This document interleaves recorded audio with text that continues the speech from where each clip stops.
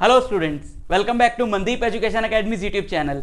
तो बच्चों, इस वीडियो में हम लोग class 12 physics chapter 1 electric charges and fields की सारी डेरिवेशंस को डिटेल में डिस्कस करने वाले हैं। प्लस अगर आपको ये सारी डेरिवेशंस पीडीएफ फॉर्म में चाहिए तो डिस्क्रिप्शन में चले जाओ, वहां पर एक लिंक दिया हुआ है, वहां से डाउनलोड कर लो।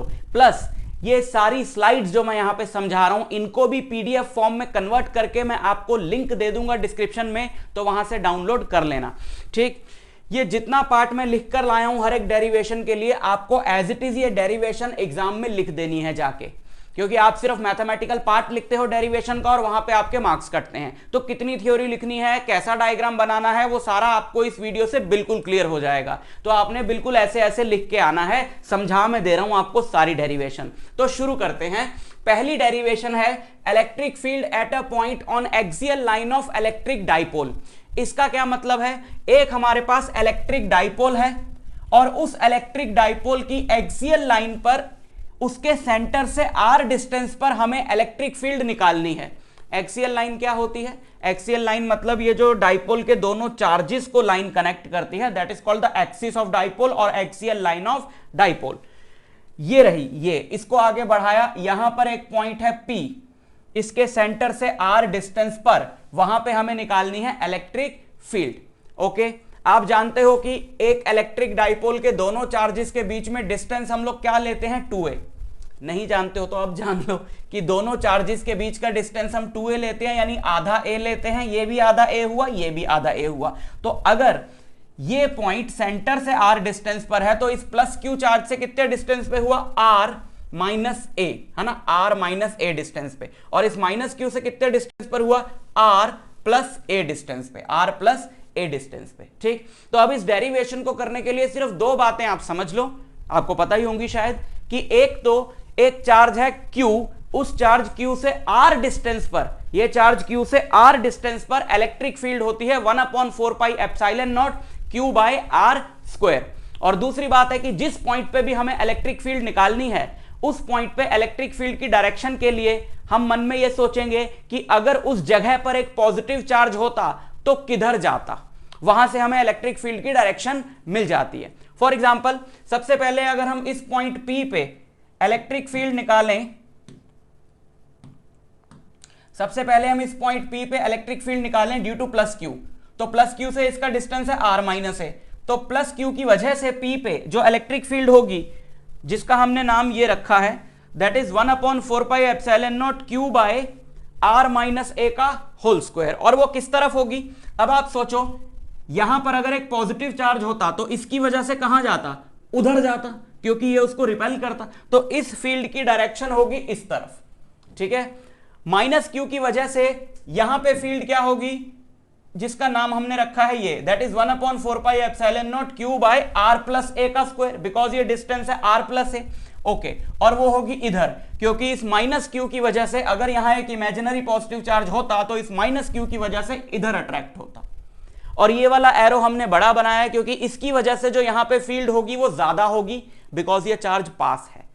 तो नेट फील्ड क्या होगी इस जगह पर? इन दोनों का रिजल्टेंट, क्योंकि ये अपोजिट डायरेक्शंस में है, तो क्या होगा रिजल्टेंट? बड़ा वाला माइनस छोटा वाला। ठीक है, तो नेट फील्ड क्या हो जाएगी यहां पे? नेट फील्ड हो जाएगी E of plus Q minus E of minus Q, and that is what? ये जो वैल्यूज हमने पीछे निकाली थी E प्लस क्यू और माइनस क्यू की, वो यहां पे रख दी, सबट्रैक्ट किया, q upon 4 pi epsilon not common आया, 1/r minus a square 1/r plus a square. यहां पे एलसीएम लिया, a minus b, a plus b का फॉर्मूला लगा के a square minus b square का, और होल स्क्वायर तो था ही, ऊपर रखा ये माइनस ये a r plus a whole square खोला, r minus a whole square खोला, माइनस था, ब्रैकेट खोली, r स्क्वायर से r स्क्वायर कट गया, a स्क्वायर से a स्क्वायर कट गया, 2ar plus 2ar gives what? 4ar। ठीक, अब हमने इसको क्या किया, इसको थोड़ा सा रीअरेंज करके 2aq बाहर लिख लिया और 2r अंदर लिख लिया। देखो 2 × 2 4 आएगा, और एक a आएगा, एक r आएगा और एक q आएगा। ऐसा हमने इसलिए किया बिकॉज 2aq क्या होता है? p, which is the dipole moment of the dipole। 2a मतलब डिस्टेंस, q मतलब चार्ज, तो charge into distance, that is the dipole moment of the dipole. तो ये आ गया हमारे पास फाइनल फॉर्मूला। एक्सियल लाइन पे इलेक्ट्रिक फील्ड होती है ये। ठीक, r डिस्टेंस पर। शॉर्ट डाइपोल के लिए, शॉर्ट डाइपोल का मतलब है अगर r बहुत बड़ा हो एज कंपेयर टू a, यानी सेंटर से जो पॉइंट हम ले रहे हैं जहां पे हमें इलेक्ट्रिक फील्ड निकालनी वो बहुत दूर ले रहे हैं, और जो डिस्टेंस है चार्जेस के बीच का वो बहुत कम ले रहे हैं। ठीक, तो इसमें हम a को इग्नोर कर देंगे क्योंकि वो r से बहुत ज्यादा छोटा है, फिर ये r की पावर 4 हो जाएगी, एक r से r कट जाएगा, तो शॉर्ट डाइपोल के लिए आपके पास ये फॉर्मूला आ जाएगा। ठीक, clear. Next, electric field at a point on equatorial line of electric dipole. Equatorial line का मतलब होता है बेटा परपेंडिकुलर बाइसेक्टर। तो ये हमारे पास एक इलेक्ट्रिक डाइपोल है, ये प्लस क्यू इसका चार्ज रहा, ये माइनस क्यू इसका चार्ज रहा, और ये इसकी इक्वेटोरियल लाइन है जहां पे हमें इसके सेंटर से r डिस्टेंस पर ये पॉइंट है P, यहां पे हमें इलेक्ट्रिक फील्ड निकालनी है। समझ गए? क्या करेंगे, इसकी वजह से यहां पे इलेक्ट्रिक फील्ड क्या होगी, मैग्नीट्यूड एंड डायरेक्शन निकालेंगे, इसकी वजह से यहां पे इलेक्ट्रिक फील्ड क्या होगी, मैग्नीट्यूड एंड डायरेक्शन निकालेंगे, दोनों का क्या निकाल देंगे, रिजल्टेंट, है ना। तो अगर ये r है और ये दोनों के बीच का डिस्टेंस 2a है, तो ऑब्वियसली ये आधा हुआ a और ये भी आधा हुआ a, तो ये a है ये r है। बाय पाइथागोरस थ्योरम हाइपोटेन्यूज क्या होगा, under root a square plus r square. तो इस चार्ज q की वजह से यहां पे इलेक्ट्रिक फील्ड क्या होगी, क्या होती है, चार्ज q की वजह से r डिस्टेंस पे electric field 1/4 pi epsilon naught q by r square. So that will be 1/4 pi epsilon naught this q by इसका स्क्वायर, है ना। और वो किस तरफ होगी, जहां पे आपको इलेक्ट्रिक फील्ड की डायरेक्शन निकालनी है, आपने इमेजिन करना है कि वहां पॉजिटिव चार्ज रखा होता तो किधर जाता। अगर यहां पॉजिटिव चार्ज रखा होता तो इस प्लस क्यू की वजह से ऐसे रिपेल होता, है ना, ऐसे। तो इसकी वजह से जो इलेक्ट्रिक फील्ड है वो ये है जिसका हमने ये नाम रख दिया, ठीक है। और इसकी वजह से यहां पे अगर एक पॉजिटिव चार्ज होता, ये नेगेटिव है ना, तो इसकी तरफ अट्रैक्ट होता, तो इसकी वजह से यहां पे जो इलेक्ट्रिक फील्ड है वो इधर होगी। बस हमने इन दोनों का मैग्नीट्यूड निकाल देना है और फिर रिजल्टेंट निकाल देना है, ठीक है। मैग्नीट्यूड दोनों का सेम होगा बिकॉज ये भी होगी 1/4 pi epsilon naught q by इसका स्क्वायर, और ये भी होगी 1/4 pi epsilon naught q by इस डिस्टेंस का स्क्वायर। ये डिस्टेंस और ये डिस्टेंस दोनों बराबर होंगे बिकॉज ये भी a है और ये भी r है, तो ये दोनों फील्ड्स हो गई 1/4 pi epsilon naught q by इसका स्क्वायर, तो रूट हट गया ये, ठीक। तो एक इधर है एक इधर है, हमने इन दोनों का रिजल्टेंट निकालना है। कैसे निकालें, हम रिजल्टेंट नहीं निकालेंगे, कंपोनेंट से निकालेंगे। ये आइसोसेलेस ट्राइंगल है, ये और ये इक्वल हैं, तो अगर ये एंगल थीटा है तो ये भी थीटा हुआ, ठीक। इस E प्लस क्यू का इधर वाला कंपोनेंट क्या होगा, इस E प्लस क्यू का इधर वाला कंपोनेंट क्या होगा, अगर ये एंगल थीटा है तो ये और ये लाइंस क्या है, पैरेलल हैं, है ना। इधर इसका ये जो कंपोनेंट, ये लाइन और ये लाइन पैरेलल हैं, तो अगर ये एंगल थीटा है तो ये भी थीटा हुआ। प्लस इस माइनस क्यू का जो कंपोनेंट इधर होगा इधर, तो ये वाला एंगल भी थीटा है क्योंकि ये अल्टरनेट इंटीरियर एंगल्स हैं और ये कॉरेस्पॉन्डिंग एंगल्स, तो अगर ये थीटा है तो ये भी थीटा है और ये थीटा है तो ये भी थीटा, समझ गए। तो इस E प्लस क्यू का इधर कंपोनेंट क्या होगा, E plus Q cos theta, minus Q वाले का इधर कंपोनेंट होगा E minus Q cos theta, इसका इधर होगा साइन थीटा, इसका E minus Q sine theta, ठीक। अब इनमें E प्लस क्यू और E माइनस क्यू, यानी इन दोनों की वजह से जो यहाँ पे इलेक्ट्रिक फील्ड है उसकी वैल्यू तो इक्वल है ना, तो क्या होगा, उसकी वैल्यू तो इक्वल है, तो क्या होगा, ये दोनों कंपोनेंट्स जो हैं इक्वल एंड अपोजिट हैं, ये दोनों कंपोनेंट्स कैंसिल हो जाएंगे और जो नेट फील्ड होगी इस पॉइंट पे वो इन दोनों कंपोनेंट्स का सम होगी। तो नेट फील्ड क्या होगी, ये देखो ये सारा थ्योरी में लिखा हुआ है ना, जो जो मैं बोल रहा हूं यहां पे लिखा हुआ है, तो आपको एज इट इज लिख के आना है, ठीक है। तो वो क्या होगी, इन दोनों कंपोनेंट्स का सम होगी, बट क्योंकि ये दोनों बराबर हैं तो ट्वाइस कर दिया एक का ही, ठीक है। अब इसकी वैल्यू डाल दी 2 इंटू इसकी वैल्यू इंटू कॉस थीटा होता है बेस अपॉन हाइपोटेन्यूज। इस ट्राइंगल में बेस क्या होगा, बेस होगा a, हाइपोटेन्यूज होगा ये, तो a upon under root r square plus a square, तो 2aq आ गया ऊपर, r square plus a square की power 1, r square plus a square की power 3/2, so this is what 2aq upon 4 pi epsilon not r square plus a square की power 3/2, 2a/q होता है p dipole movement. तो ये हमारा formula आ गया है आपका इक्वेटोरियल लाइन पे डाइपोल के आर डिस्टेंस से, डाइपोल के सेंटर से आर डिस्टेंस पे इलेक्ट्रिक फील्ड। और यहां पर भी अगर शॉर्ट डाइपोल का हम लोग कॉन्सेप्ट लगाएं कि जो पॉइंट है वो बहुत ज्यादा दूर है, आर बहुत ज्यादा हो गया और चार्जेस के बीच का जो डिस्टेंस है वो कम है, तो हम क्या करेंगे, हम ए को इग्नोर कर देंगे, ए को 0 डाल दिया।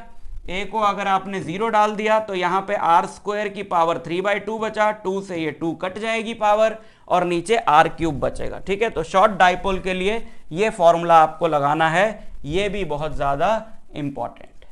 ठीक, आगे बढ़े। Okay,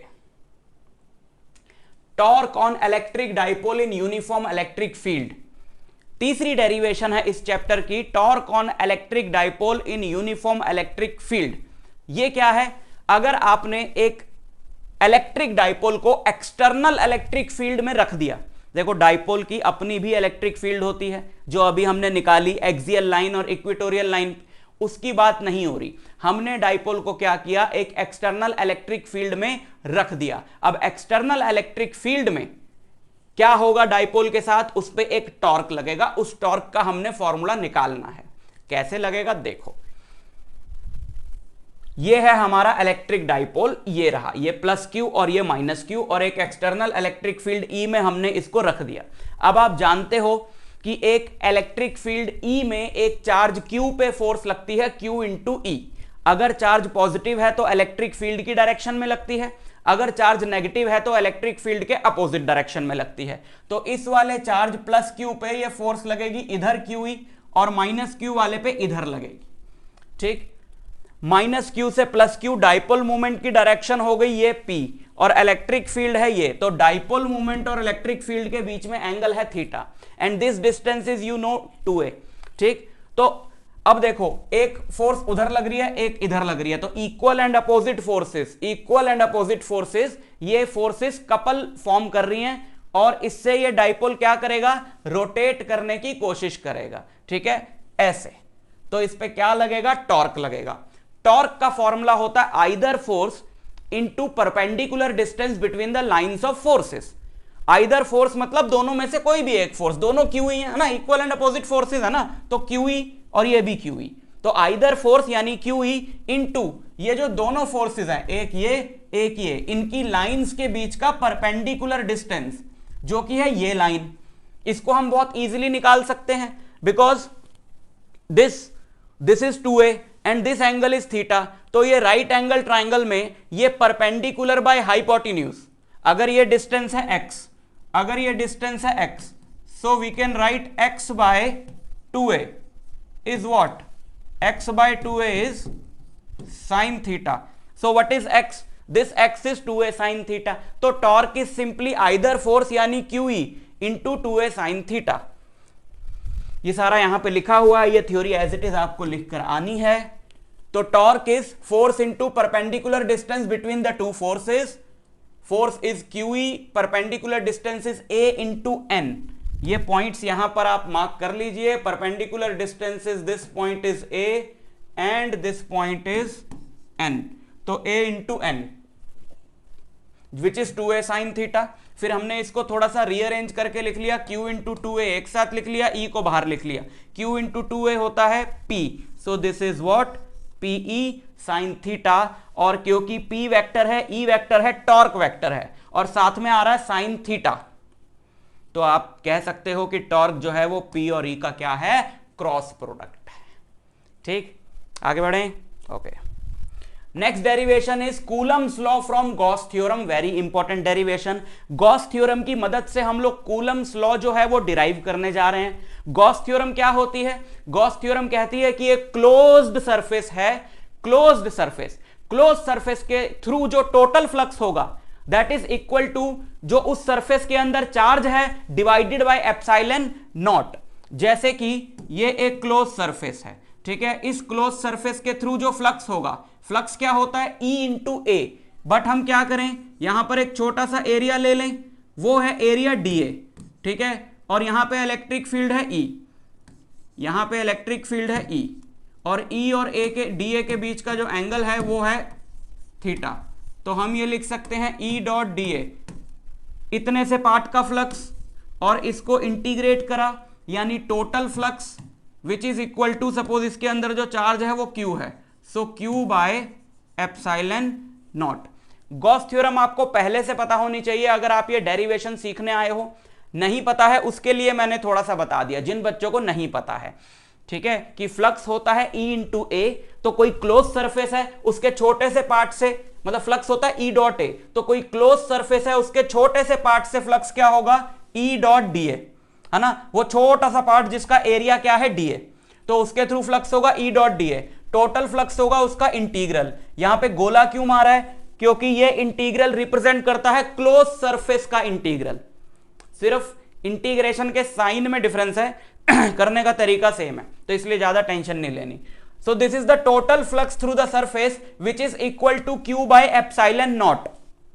Q is the charge अंदर, charge enclosed by the surface divided by epsilon not, ठीक है। इसकी मदद से हम निकालने जा रहे हैं कूलम्स लॉ। हमारे पास ये एक चार्ज है Q, इस चार्ज Q से r डिस्टेंस पे हमने एक स्फेरिकल सरफेस इमेजिन किया which is called the Gaussian surface. Gauss law apply करने के लिए जो हम एक इमेजिनरी सरफेस लेते हैं that is called Gaussian surface.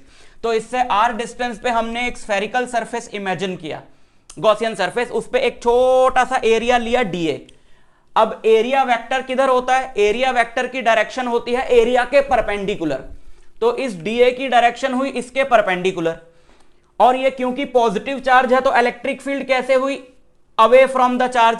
Positive charge की इलेक्ट्रिक फील्ड लाइंस कैसे होती हैं, उससे बाहर निकलती है ना, तो पॉजिटिव चार्ज है तो इसकी इलेक्ट्रिक फील्ड लाइन ऐसे हुई, यानी कि E और dA के बीच में एंगल आ गया 0 डिग्री। अब आप ये dA कहीं पर भी लोगे, इधर लोगे, इधर लोगे, इधर लोगे, dA भी बाहर की तरफ, इलेक्ट्रिक फील्ड भी बाहर की तरफ, तो हर जगह E और dA के बीच में एंगल कितना आएगा, 0 डिग्री। तो गॉस लॉ अगर हम अप्लाई करें इस पे, E dot D A equal to Q by epsilon not, ठीक है। E और dA के बीच में एंगल है 0 डिग्री, तो E dA कॉस 0 डिग्री हो गया, कॉस 0 होता है 1, E आ गया बाहर, तो E into surface integral, E into surface integral of dA equal to Q by epsilon naught. अब आप सोचो, ये जो सरफेस है ये स्फेरिकल है, इसका रेडियस r है, तो इसका एरिया कितना होगा, इसका एरिया होगा 4 पाई r स्क्वायर, तो E इंटू 4 पाई r स्क्वायर, है ना। dA का इंटीग्रल मतलब इसका पूरा एरिया, सारे dA dA dA dA जोड़ दिए मतलब इसका पूरा area, so that is 4 pi r square. तो E into 4 pi r square is Q by epsilon naught, ये नीचे चला गया, तो E यहां पे हमें क्या मिला, Q upon 4 pi epsilon not r square. तो हमें यह पता लग गया कि इस चार्ज Q की वजह से यहां r डिस्टेंस पे इलेक्ट्रिक फील्ड इतनी होगी। आपका ये फॉर्मूला तो हमको पहले से ही पता था, वो तो कूलम लॉ से आया था ना, और यहां हम एज्यूम कर रहे हैं कि हमें कूलम लॉ नहीं पता, कूलम लॉ से हमको डिराइव करना है। तो हमको गॉस लॉ से पता चला कि एक चार्ज Q से r डिस्टेंस पे इतनी होती है इलेक्ट्रिक फील्ड। अब आप सोचो, अगर यहां पर एक चार्ज रख दिया मैंने, यहां पर मैंने एक चार्ज रख दिया Q0, यहां पर मैंने एक चार्ज रख दिया Q0, तो उस Q0 पे कितनी फोर्स लगेगी, उस Q0 पे फोर्स लगेगी Q0 इंटू ई, उस Q0 पे फोर्स लगेगी Q0 इंटू ई। तो ये रहा E, इसको Q0 से मल्टीप्लाई करा दे, so we will get F equal to Q0 into E. तो ये आ गया फोर्स का formula which is nothing but Coulomb's law. तो गॉस लॉ की हेल्प से हमने क्या प्रूव कर दिया, कूलम्स लॉ। अब अगली 3 एप्लीकेशंस ऑफ गॉस लॉ पे बेस्ड डेरिवेशंस हैं। गॉस लॉ अभी जो आपको समझाया इसी पे बेस्ड, गॉस लॉ की एप्लीकेशंस ऑफ गॉस लॉ की जो डेरिवेशंस हैं उनके अंदर हम इलेक्ट्रिक फील्ड E निकालेंगे ऐसी चीजों के लिए जो पॉइंट ऑब्जेक्ट्स नहीं है, क्योंकि पॉइंट ऑब्जेक्ट के लिए तो हमको इलेक्ट्रिक फील्ड का फॉर्मूला पता है 1/4 pi epsilon not Q by r square, लेकिन एक चार्ज्ड शीट हो गई या लाइन चार्ज हो गया या स्फेरिकल शेल हो गई चार्ज, इनके लिए इलेक्ट्रिक फील्ड निकालनी हो तो गॉस लॉ लगाने से इजी रहता है इलेक्ट्रिक फील्ड निकालना। सबसे पहले ये बहुत इंपॉर्टेंट डेरिवेशन है, electric field due to a line charge. एक लाइन चार्ज की वजह से इलेक्ट्रिक फील्ड, लाइन चार्ज मतलब एक चार्ज है जो लाइन के अलोंग डिस्ट्रीब्यूटेड है यूनिफॉर्मली। यूनिफॉर्मली का मतलब है कि ऐसा नहीं है कि कहीं चार्ज की डेंसिटी ज्यादा है कहीं कम है ना, यूनिफॉर्मली डिस्ट्रीब्यूटेड है, कि अगर आप बराबर लेंथ का टुकड़ा लोगे इस लाइन का, यहां से या यहां से या यहां से, सब पे चार्ज क्या होगा, बराबर। तो इसकी जो लीनियर चार्ज डेंसिटी है लैम्डा, यानी कि चार्ज पर यूनिट लेंथ, वो हर जगह क्या रहेगी, सेम रहेगी। तो लैम्डा इसका कांस्टेंट है। हमने एक इमेजिनरी गॉसियन सरफेस लिया सिलेंड्रिकल, ठीक है, सिलेंड्रिकल गॉसियन सरफेस लिया हमने, ये जो आप सिलेंडर देख रहे हो इमेजिनरी, और इसका रेडियस हमने ले लिया आर, इसका रेडियस हमने ले लिया आर, है ना, आर। तो यहां पे इस सिलेंडर के ऊपर अगर हमने एक छोटा सा पार्ट लिया, अब इस वाले क्लोज सरफेस पे हम लगाने जा रहे हैं गॉस लॉ। तो गॉस लॉ लगाने के लिए हमने इस पे छोटा सा पार्ट लिया डीए एरिया का। अब आप सोचो ये जो इसके कर्व्ड सरफेस पे ये जो डीए है ये कहीं पर भी लिया जाए तो ई और डीए सेम डायरेक्शन में होंगे। क्यों? क्योंकि डीए तो परपेंडिकुलर टू द सरफेस होगा ऐसे, और ये पॉजिटिवली चार्ज है तो इससे इलेक्ट्रिक फील्ड लाइंस भी बाहर की तरफ होंगी। ये ऐसे है ना, तो आप चाहे ये डीए यहां ले लो तो ऐसे बाहर की तरफ होंगी इलेक्ट्रिक फील्ड लाइंस, और डीए भी ऐसे होगा बाहर की तरफ, है ना। तो हर जगह ई और डीए के बीच में एंगल कितना होगा, 0 डिग्री। लेकिन अगर यही डीए आप फ्लैट वाले पार्ट पे लेते हो इस सिलेंडर के, तो ई तो यहां पर भी ऐसे ही होगा, ई तो यहां पर भी आपका ऐसे ही होगा, लेकिन डीए इधर होगा, है ना, परपेंडिकुलर टू द सरफेस। तो यहां पे ई और डीए के बीच में एंगल होगा 90 डिग्री। तो फ्लक्स होता है E into d A into cos theta, theta हो गया 90 डिग्री, कॉस 90 होता है 0। So there will be no flux through these flat surfaces. Obviously there will be no flux through flat surfaces, क्योंकि electric field line तो ऐसे बाहर की तरफ निकल रही है ना, तो ऐसे मुड़ के इधर से थोड़ी निकलेंगी। तो जो भी इलेक्ट्रिक फील्ड लाइंस निकल रही है कर्व्ड पार्ट से निकल रही है, जो भी इलेक्ट्रिक फील्ड लाइंस निकल रही है कर्व्ड पार्ट से निकल रही है, ठीक है। तो इसके लिए गॉस लॉ अप्लाई करें, E dot d A equal to Q by epsilon naught, E d A cos 0 equal to Q by epsilon naught, cos 0 होता है 1, ई बाहर आ गया, डीए का इंटीग्रल, डीए का इंटीग्रल मतलब इस पूरे सिलेंडर का कर्व्ड सरफेस एरिया। मान लो इस सिलेंडर की लेंथ है एल, तो 2 पाई आर एल, ठीक है। तो ई क्या हो गया, इसको नीचे ले जाओ, E is Q upon 2 pi epsilon not R L, और क्यू बाय एल क्या है, क्यू बाय एल है लैम्डा, तो क्यू बाय एल की जगह लिख दिया लैम्डा, ठीक। Very important derivation. Next is electric field due to uniformly charge spherical shell. ये एक हॉलो स्फीयर है जो यूनिफॉर्मली चार्ज्ड है। हमने इसके सेंटर से आर डिस्टेंस पर इसके बाहर इलेक्ट्रिक फील्ड निकालनी है एक पॉइंट पे। तो हमने उस पॉइंट पे एक स्फेरिकल गॉसियन सरफेस इमेजिन किया जिसने इस पूरे को एनक्लोज कर रखा है। उस पे एक छोटा सा एरिया लिया डीए, उसका एरिया वेक्टर होगा ऐसे, और कहीं पर भी इलेक्ट्रिक फील्ड की जो डायरेक्शन है, कहीं पर भी इलेक्ट्रिक फील्ड की जो डायरेक्शन है, क्योंकि ये पॉजिटिवली चार्ज है और इलेक्ट्रिक फील्ड लाइन हमेशा एक सरफेस से परपेंडिकुलरली ही बाहर आती हैं, तो ऐसे होगी हर जगह। चाहे आप डीए ले लो, डीए ऐसे, ई ऐसे, यहां डीए ले लो, डीए ऐसे, ई ऐसे, तो हर जगह ई और डीए के बीच में एंगल क्या होगा, 0 डिग्री। तो गॉस लॉ अप्लाई किया जाए, गॉस लॉ अप्लाई किया जाए तो ई डीए जो फ्लक्स है वो होगा ई डीए कॉस 0 यानी E into D. A total flux क्या होगा, ई इंटू डीए का इंटीग्रल, डीए का इंटीग्रल होगा इस बाहर वाले स्फीयर का पूरा area which is 4 pi R square, है ना। इस गॉसियन सरफेस का रेडियस है आर, इस ओरिजिनल स्फीयर का रेडियस है कैपिटल आर, ठीक। तो ई डीए, डीए का इंटीग्रल 4 पाई आर स्क्वायर, तो फ्लक्स हो गया E into 4 pi R square, तो उसको रखा क्यू बाय एप्सिलॉन नॉट के बराबर, तो E into 4 pi R square equal to Q by epsilon naught. ये यहां चला गया और ये आ गई इलेक्ट्रिक फील्ड इसके सेंटर से आर डिस्टेंस पे, where Q is the total charge on the sphere. ये जो क्यू आया इस फॉर्मूले में, ऑब्वियसली ये जो टोटल चार्ज है इस स्फीयर का वो है, क्योंकि इस क्लोज सरफेस ने वही चार्ज तो इनक्लोज करा हुआ है। लेकिन ये फॉर्मूला तो बिल्कुल वही है जो एक पॉइंट चार्ज क्यू से आर डिस्टेंस पर इलेक्ट्रिक फील्ड का होता है। यानी हमें यहां पे एक बड़ी इंपॉर्टेंट बात पता चली कि एक स्फेरिकल मेटेलिक शेल को जो हम चार्ज देंगे वो उसके सरफेस पे होगा, अंदर नहीं जाएगा, वो रहेगा उसके सरफेस पे, लेकिन वो ऐसे बिहेव करेगा जैसे वो सारा का सारा चार्ज सेंटर पर कॉन्सेंट्रेटेड हो, है ना। अगर यहां पर ये जो Q चार्ज है ये यहां कॉन्सेंट्रेटेड होता तो R डिस्टेंस पे इलेक्ट्रिक फील्ड क्या होती, 1/4 pi epsilon naught Q by R square. But अभी ये यहां तो कॉन्सेंट्रेटेड नहीं है, ये तो पूरे पे यूनिफॉर्मली डिस्ट्रीब्यूटेड है, तब भी इसके सेंटर से R डिस्टेंस पर फील्ड वही आई 1/4 pi epsilon naught Q by R square. यानी कि चार्ज स्फेरिकल शेल के सरफेस पे रहता है बट वो बिहेव ऐसे करता है जैसे सारा का सारा सेंटर पर कॉन्सेंट्रेटेड हो, ठीक। अच्छा, अगर आपको सरफेस पे इलेक्ट्रिक फील्ड निकालनी हो तो सरफेस तक का डिस्टेंस, ये तो आपके पास जनरल फॉर्मूला आ गया ना कि सेंटर से r डिस्टेंस पे इलेक्ट्रिक फील्ड इतनी होगी। अगर आपको सरफेस पे इलेक्ट्रिक फील्ड निकालनी हो तो सरफेस तक का डिस्टेंस क्या है, जो स्फीयर का खुद का रेडियस है r, वो यहां पे डाल दोगे तो सरफेस पे आ जाएगी। और अंदर इलेक्ट्रिक फील्ड होगी जीरो, क्योंकि अंदर कोई भी चार्ज नहीं है। अगर अंदर चार्ज नहीं है तो अंदर इलेक्ट्रिक फील्ड नहीं होगी, क्योंकि अगर आपको अंदर किसी भी पॉइंट पे इलेक्ट्रिक फील्ड निकालनी है P पे, तो आप यहां पर एक गॉसियन सरफेस इमेजिन कर लो, लेकिन वो गॉसियन सरफेस तो कोई चार्ज इनक्लोज कर ही नहीं रहा है, तो इलेक्ट्रिक फील्ड क्या होगी, जीरो। ठीक, और जो लास्ट डेरिवेशन है गॉस लॉ की और इस चैप्टर की भी, that derivation is electric field due to a plane sheet of charge. ये आपके पास एक प्लेन शीट है मेटल की, ये चार्ज्ड है और ये इनफाइनाइट है, कहीं से शुरू हो रही है कहीं तक जा रही है हमको नहीं पता। हमने इसके पास किसी पॉइंट पे इलेक्ट्रिक फील्ड निकालनी है, तो क्या करना है, हम एक गॉसियन सरफेस इमेजिन करें। जो येलो कलर का आपको सिलेंड्रिकल सरफेस दिख रहा है, ये गॉसियन सरफेस इमेजिन करा जो इसके थ्रू पास हो रहा है आर पार। ठीक है, ये बहुत छोटे से पार्ट से इसके पास हो रहा है, इतने छोटे से पार्ट से ये जो इसने इनक्लोज करा हुआ है ये part.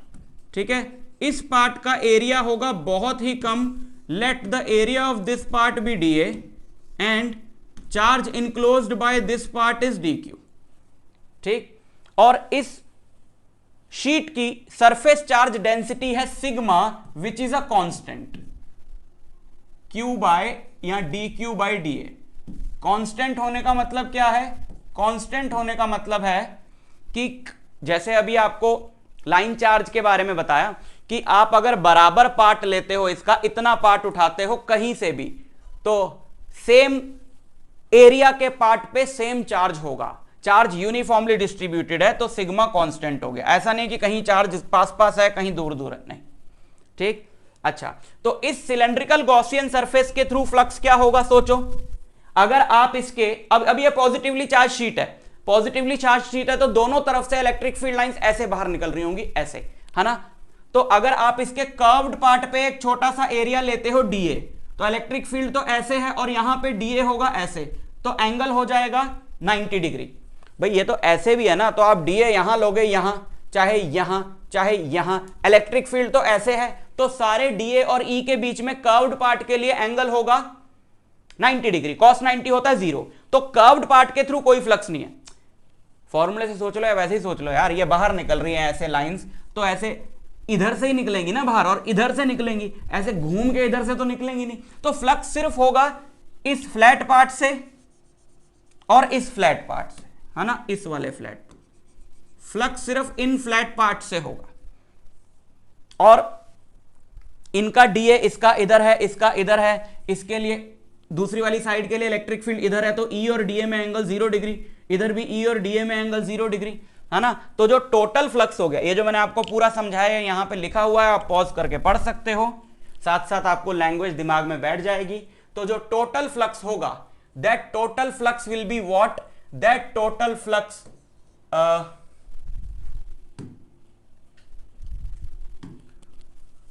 that total flux is Q by epsilon naught equal to twice of E into dA। ठीक है, समझ गए, okay. And charge enclosed is dQ, है ना। ये छोटे से, ये सिलेंडर ने कितना चार्ज इनक्लोज किया होगा, सिर्फ इतने हिस्से में जो चार्ज है, क्योंकि यही तो पार्ट शीट का इनक्लोज कर रहा है ये, so that charge is just dQ। तो इसके थ्रू जो फ्लक्स होगा that will B dQ bye epsilon not and that is twice E into dA। बस इन दोनों का जोड़ दिया, इसका और इसका जोड़ दिया, कर्व्ड पार्ट का कोई फ्लक्स नहीं है। ठीक है, और हम जानते हैं कि सिग्मा क्या होता है, सिग्मा होता है dQ बाय dA। तो आप ये बताओ कि हम dQ की जगह क्या लिख सकते हैं, हम dQ की जगह लिख सकते हैं सिग्मा इंटू dA। तो dQ की जगह यहां पे हमने लिख दिया सिग्मा इंटू dA, dQ की जगह हमने यहां लिख दिया sigma into dA divided by epsilon not 2E into dA। क्या कैंसिल हुआ, dA से dA कैंसिल हुआ, तो फाइनली हमको E मिला क्या, E हमको मिला सिग्मा बाय 2 एप्सिलॉन नॉट। ठीक, तो शीट के किसी भी पास पॉइंट पे इलेक्ट्रिक फील्ड है sigma by 2 epsilon naught, where sigma is the surface charge density of the sheet. ठीक, समझ में आई बात? तो ये रहा आपका फाइनल फॉर्मूला। ये मैंने खुद से यहां पर इसलिए लिख दिया बिकॉज यहां पर ए लिया गया है, एरिया को डीए नहीं लिया गया। डायग्राम के अकॉर्डिंग चले तो आपको यहां डीए लिख देना चाहिए, है ना? तो इसलिए मैंने कहा अलग से लिख दूं। यहां पर मिस्टेक हो गई है थोड़ी सी टाइपिंग में। This Q should be D Q and this A should be D A, है ना? तो आप ये वाला पार्ट कर लेना, प्लस पीडीएफ के अंदर सही करके दे दूंगा। समझ में आ गई आपको पूरी बात? तो ये डेरिवेशंस थी चैप्टर 1 की, इनको अच्छे से प्रिपेयर कर लेना। हर एक डेरिवेशन 2 से 3 नंबर में बहुत बार आ चुकी है। मिलता हूं आपसे नेक्स्ट लेक्चर में, तब तक के लिए ऑल द वेरी बेस्ट।